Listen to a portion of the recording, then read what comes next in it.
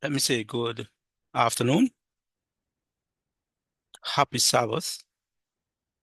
I hope and I pray that you are having a grand time.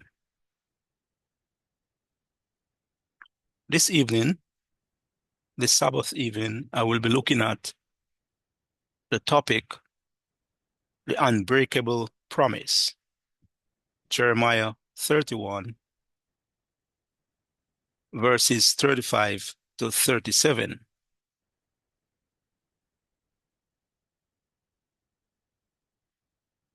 I am yours truly, Jamaica for Tanakh.com. My friends, if there, if these fixed orders, as the picture or the photograph is depicting, depart from before me, then the offspring of Israel shall cease. Jeremiah 31, verse 36. We will explore one of the most powerful and foundational promises in the entire Tanakh, the Hebrew scripture, the Hebrew Bible. My friends, this Sabbath afternoon, a promise given at one of the darkest hours in the Hebrew history. These three verses from the prophet Jeremiah are not just poetry, my friends. That is, verses 35, 36, and 37 of chapter 31 of Jeremiah. They are theological anchor that has sustained Jewish faith and identity for over 2,500 years, my friends. We will, of course, unpack their meaning, context, and endurance, my friends. Their enduring importance or significance.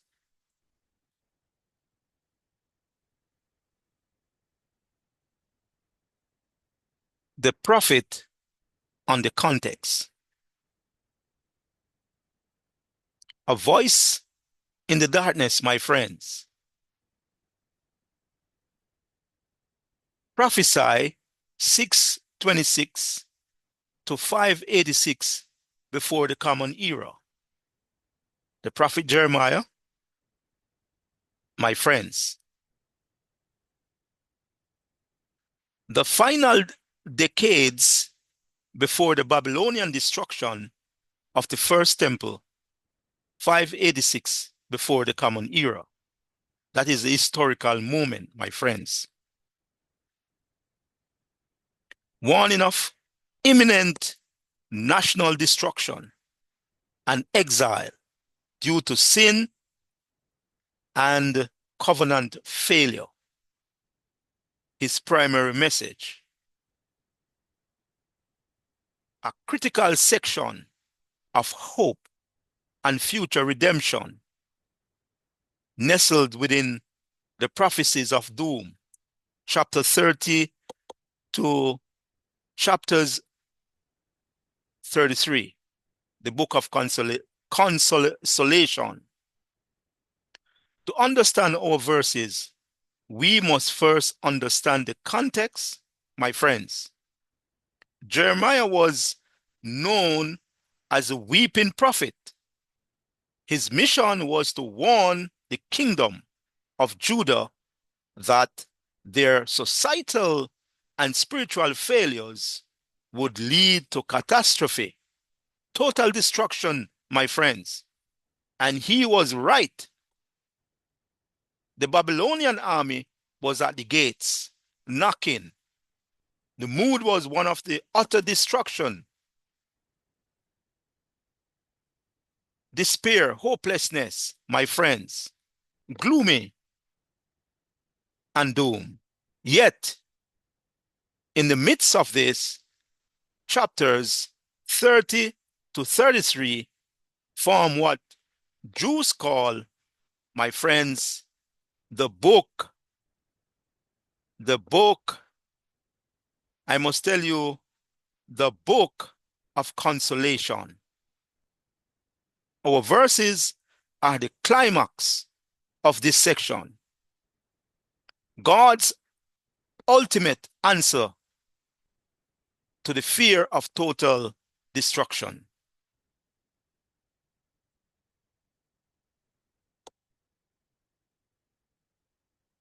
The text we are going to focus on this afternoon is, as been mentioned at the start, Jeremiah 31, verses 35 to 37.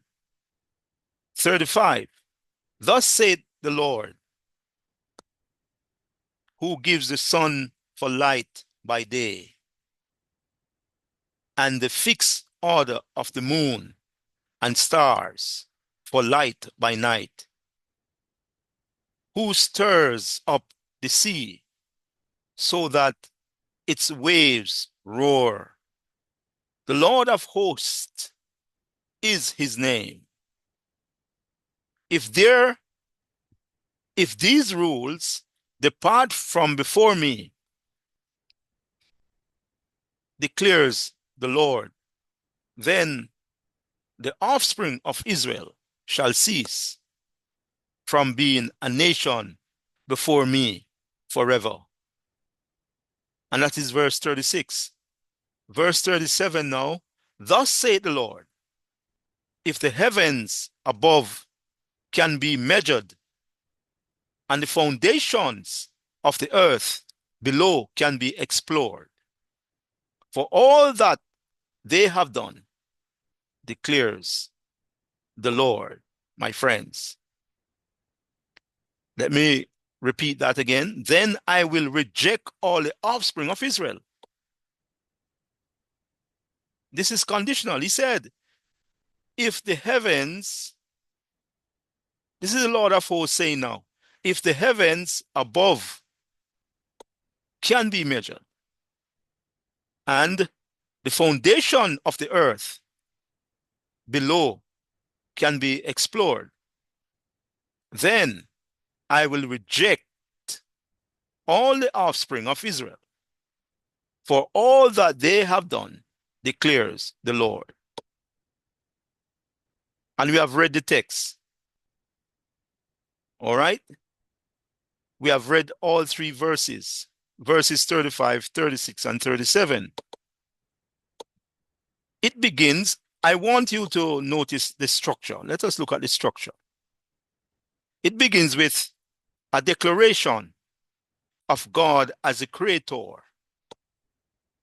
Then it presents two parallel, hypothetical arguments. Both follow the same logical pattern. If this impossible thing happens, then this other impossible thing will happen. The rhetoric is deliberate, my friends, and powerful, designed to leave no room for doubt. My brothers and my sisters. So, let us look at verse 35. A guarantor of the cosmos, my friends. A guarantor of the moon and the stars and the sun, the seas and the earth, my brothers and my sisters. The foundation of the promise. All right? God as creator, not the God of Exodus, but the God of Genesis, my friend. The Hebrew means decrees, status, law, fixed order. It links with the law of nature, with the covenant promise. The Lord of hosts, my friends, emphasizes absolute sovereignty over all forces. The same power and faithfulness that governs the universe is the guarantor of this promise. Key idea. So verse 35 establishes the character of the promise given by invoking the fixed order of the cosmos, the sun, the moon, and the stars, and the sea. Jeremiah uses a powerful Hebrew word. My friends, this is the same word used for God's divine decrees. Like the law of the red heifer, which are beyond human reason. The message is profound. God's covenant with Israel is as fundamental, orderly, and, my brothers, dependable as the laws of physics. It is not a casual agreement. It is a feature of creation itself, my friends.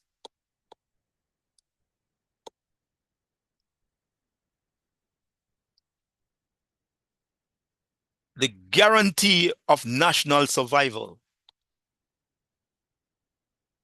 If the laws of nature were to fail, then and only then would Israel cease to be a nation.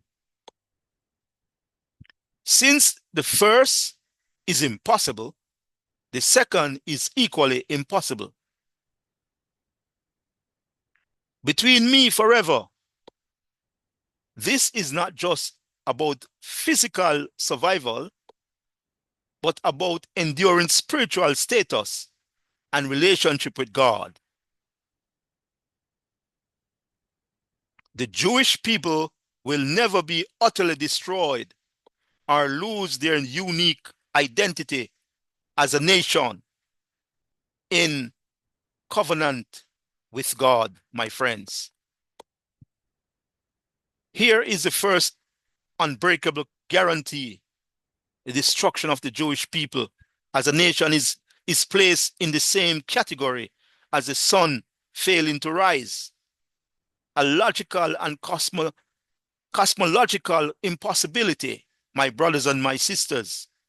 Throughout history, during the horrors of exile, programs, and the Holocaust, this verse has been a bedrock of Jewish resilience, my brothers and my sisters.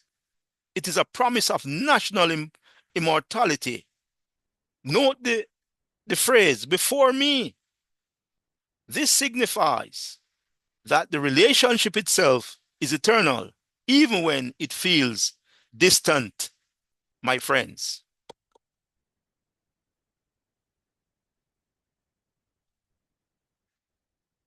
The second impossibility, verse 37, the guaranteed against rejection.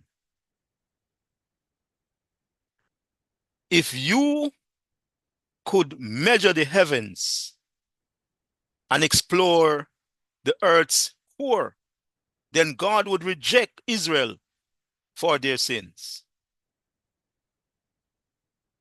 The verse explicitly states, for all that they have done, admitting Israel's capacity for failure and sin. The covenant endurance is not nullified by human behavior. While the individuals face consequences, the national covenant is eternal, my friends. God will not forsake the Jewish people, even when they fail, and that's a promise. This is perhaps the most theological profound verse. It acknowledges the people's imperfections for all that they have done yet states that even this will not cause God to utterly reject them. The condition for rejection is as impossible as human being, comprehensively mapping the infinite universe. This speaks to unconditional element of the covenant.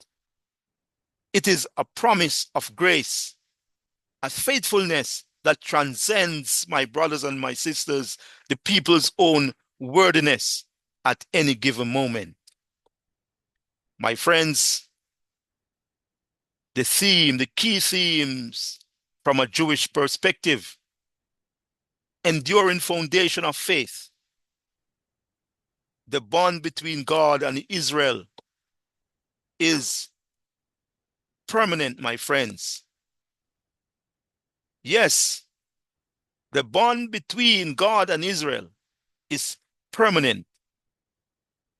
It is cast, my brothers, if you want a better word, in stone, unbreakable, as dependable as creation. A divine source of hope that God has not abandoned his people, even in the darkest times. Consolation in exile, my friends. A definitive biblical statement that God has not and will not replace the Jewish people with another nation or faith. A rebuttal to the replacement theology, my friends. Supersessionism. Pulling it all together, these verses establish core Jewish beliefs. First, the concept of Olam, Brit Olam, an everlasting covenant.